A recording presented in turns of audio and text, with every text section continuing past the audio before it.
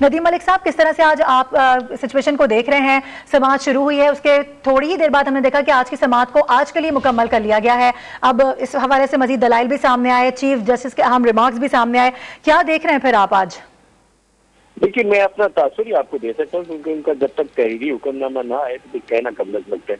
मेरा तासुर यह है कि वो जो सियासी जमातों की तरफ से, दोनों तरफ से कहा गया, PTI ने कहा कि हमारी 3 रुकनी कमेटी, और हुकूमत की तरफ से कहा गया कि हमें अखबारात के जरिए और खबरों TV चैनल के जरिए पता चला कि उन्होंने कमेटी तस्लीम दी। सेनेट की एक कमेटी का लिए खत लिखा जा चुका है चेयरमैन सेनेट के लिए।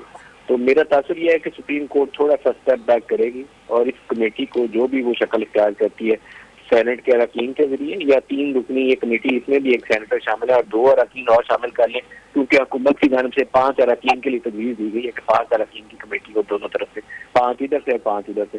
तो हुकूमती कमेटी के भी नाम आ जाए, अब मोस्ट प्रोबेबली उसमें इसहाक डार या रज़ा रबानी और गिलानी वगैरह शामिल होंगे, यूसुफ रज़ा गिलानी। तो ये मुज़ाकराती अमल का आगाज होगा, जिसके लिए स्टेप बैक किया है सुप्रीम कोर्ट ने। सुप्रीम कोर्ट हुक्म में क्या करेगी, ये एक ज्यादा इंपॉर्टेंट चीज है, क्योंकि जब सियासी मुज़ाकरात का आगाज होगा तो ये 2 जमा 2 4 करके तो 2 घंटे में फैसला नहीं होने वाला। It is going to take some time, maybe few weeks, क्योंकि ये सिर्फ इंतखाबात की तारीख का इशू नहीं है, इलेक्टोरल रिफॉर्म्स का इशू है। इंतखाबात साफ शफाफ हों, जिसके ऊपर बाद में तहरीक इंसाफ भी उन नताइज को तस्लीम करे और PDM के अंदर मौजूद जमातें भी उन नताइज को तस्लीम करे, फिर उसको कोई RO का इलेक्शन लेके नाम दे के उसको रिजेक्ट ना करे, या उसको कोई इमरान खान की तरह बाद में जो मुंतखब हो उसको ये ना कहे कि ये सिलेक्टेड है। इसलिए इसके ऊपर मुज़ाकरात में बात तय करना जरूरी है। इंतखाबात की तारीख उसमें से एक हिस्सा। PDM की जो मर्जी और मंशा है वो बड़ी क्लैरिटी है, उसमें इबाम नहीं है। वो नहीं चाहते कि एंड सितंबर या अक्टूबर के शुरू से पहले इंतखाबात पाकिस्तान में हो, बड़ी क्लैरिटी है उनके अंदर। वो कहते हैं अपनी मुद्दत असम्बली पूरी करेगी, वो मिड अगस्त है, उसके बाद अगर आखिरी दिन तक असम्बली बरकरार रहती है तो 60 रोज आईनी शर्त होती है, वो मिड अक्टूबर से पहले किसी वक्त भी इंतखाबात 60 रोज से पहले होनी है। तो मेरा ख्याल यही है कि PDM पूरा जोर लगाएगी कि ये 30 सितंबर से लेकर 15 अक्टूबर के दरमियान की कोई एक तारीख हो, उससे पहले की ना हो। ये उनकी मुझे मर्जी और मंशा लगती है।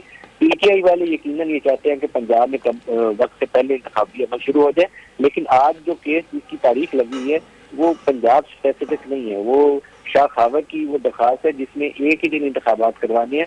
तो सबसे बड़ा और अहम मुद्दा ये होगा कि वो एक कौन सी तारीख है जिस पे सियासी जमातें इत्तेफाक राय पैदा करती हैं, और ये अदालती हुक्म से नहीं होगा। इसलिए चीफ जस्टिस साहब को बसद एहतराम इस चीज को रियलाइज करना पड़ेगा कि उनके इंतजामी हुक्म से पाकिस्तान में इंतखाबात नहीं हो सकते।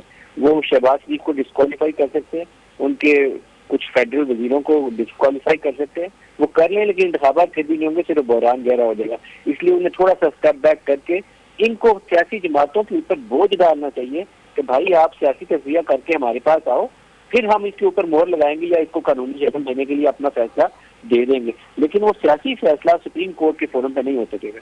इनको कोई टाइम फ्रेम देना चाहिए, हफ्ता 10 दिन 15 दिन आपस में मुज़ाकरात करें और एक तरीकाकार तय करके फिर सुप्रीम कोर्ट के सामने आए। अगर उससे पहले कोर्ट के ऑर्डर के जरिए मामले को हल करने की कोशिश की गई तो उससे सिर्फ बहरान होगा, और इसके अलावा मुझे इसका बेहतर हल नजर नहीं आता।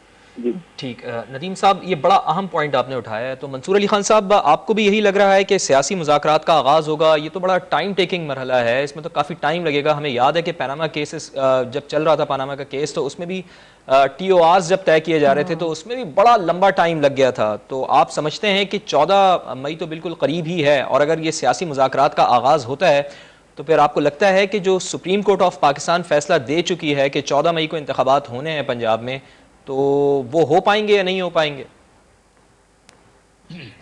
देखिए, मेरे ख्याल में आज की जो भी समाअत हुई है और इससे जो तासुर आ रहा है, जो डायरेक्शन आ रही है, जिस तरह मैंने पहले आपके सवाल के जवाब में ये कहा था कि डायरेक्शन जो है वो क्लियर कट पता लगेगी, तो डायरेक्शन मेरे ख्याल में वही है कि चीफ जस्टिस भी यही चाहते हैं कि ये लोग खुद ही आपस में बैठ के मामला को हल करें और किसी तरह मुज़ाकरात के जरिए जो है वो कोई बीच का हल निकालें। आई वाज एक्सपेक्टिंग आज शायद हो सकता है कि कोर्ट रूम के अंदर वो जो ऑडियो लीक्स हुई थी शायद उसका जिक्र हो, शायद चीफ जस्टिस उसके बारे में कोई रिमार्क्स दें, लेकिन ऐसा कुछ नहीं हुआ। मतलब जितना अब तक रिपोर्ट हुआ है उसमें कोई ऐसी बात उन्होंने रेज नहीं की, विच मैं एक्सपेक्ट कर रहा था कि शायद वो गुस्से में होंगे, शायद वो कहेंगे कि भाई ये क्या सिलसिला शुरू हो गया है, ये किस किस्म की ऑडियो रिकॉर्डिंग्स हो रही हैं, लेकिन इस बारे में कोई डिस्कशन नहीं हुई। एक बात। दूसरी बात ये कि फवाद चौधरी साहब के रिमार्क्स आए, शाम कुरैशी साहब ने जिस तरह थोड़ी देर पहले बात की, उन्होंने कहा जी 4 बजे, आज शाम 4 बजे हम मिलने के लिए तैयार हैं। तो अगर सबसे पहली बात यह कि अगर वो लोग आज शाम 4 बजे मिलने के लिए तैयार हैं, 3 रुकनी कमेटी बना चुके हैं, इसका मतलब है पाकिस्तान तहरीक इंसाफ अपनी जो पोजीशन है उससे स्टेप बैक करने के वो भी तैयार हो चुकी है।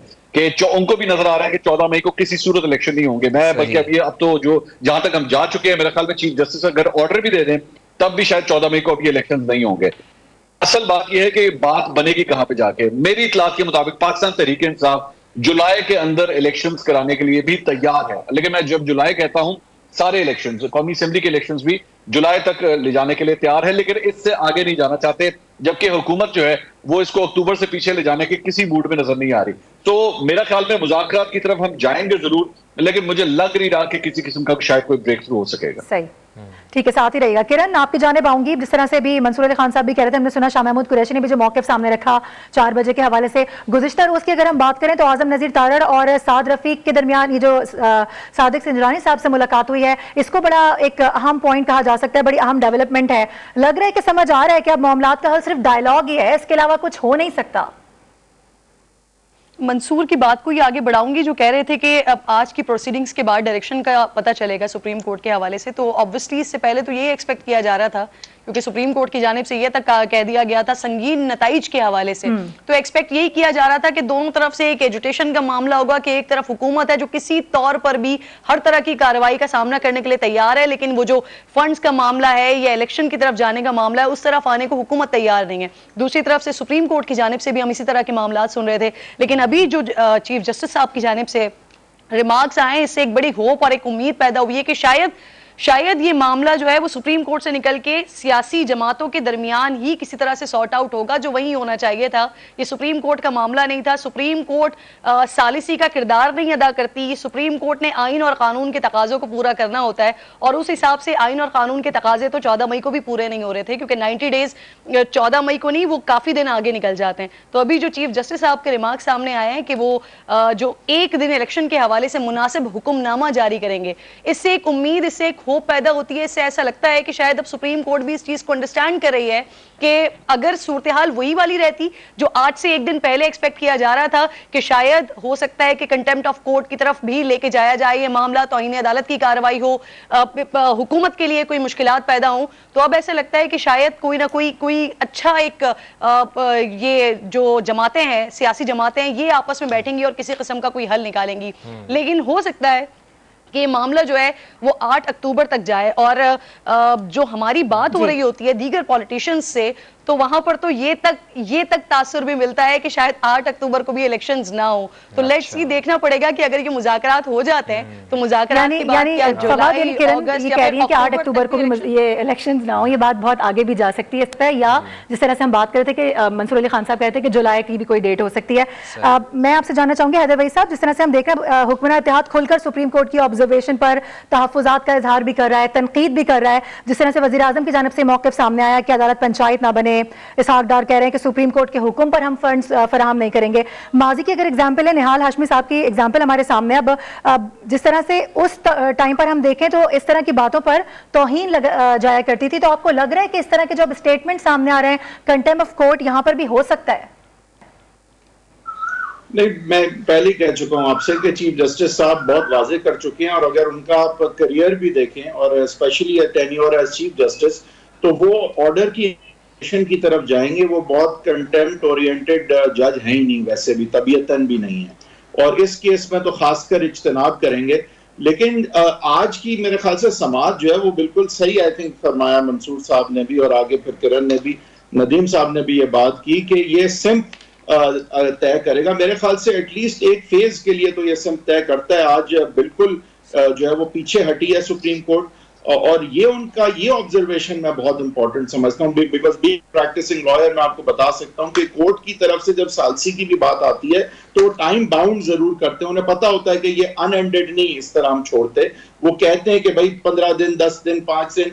उनका आज ये ऑब्जर्व करना कि हम कोई डेडलाइन नहीं देंगे, हम कोई टाइम मुख्तस नहीं करेंगे इस चीज के लिए, अगर तो ये इस तरफ इशारा है कि ओपन एंडेड वो अब पॉलिटिशियंस की तरफ बॉल फेंक रहे हैं, तो फिर तो बिलावल भुट्टो जरदारी साहब ने जिस तरह कहा था कि हम गन पॉइंट पे नहीं करेंगे, तो वो बात फिर प्रिवेल करती नजर आ रही है। और इससे तो फिर यही लगता है कि कहीं ना कहीं पीछे से भी कोई ना कोई एश्योरेंस जरूर होगी कि ये बैठेंगे साथ, तो कोई ना कोई डेट आएगी। लेकिन फिर बात वही आ जाती है जो अभी भी हुई कि जुलाई और अक्टूबर में देखें 2-3 महीने का फर्क नहीं है। उसमें सिचुएशन का फर्क सिचुएशन है, का उसमें तैनातियों का फर्क है, उसमें कौन किस ओहदे पे कब बैठा होगा इसका फर्क है। बात 2-3 महीने की नहीं है। तो जब that यही is वजह है the ना हैदर real भाई साहब problem. की हुकूमत पीछे नहीं आना चाह रही और पाकिस्तान तहरीक इंसाफ इससे आगे नहीं जाना चाह रही। बहुत शुक्रिया आपका। सुप्रीम कोर्ट ऑफ पाकिस्तान में इलेक्शन केस की बट समाअत रीजन के पीछे नहीं आना चाहिए।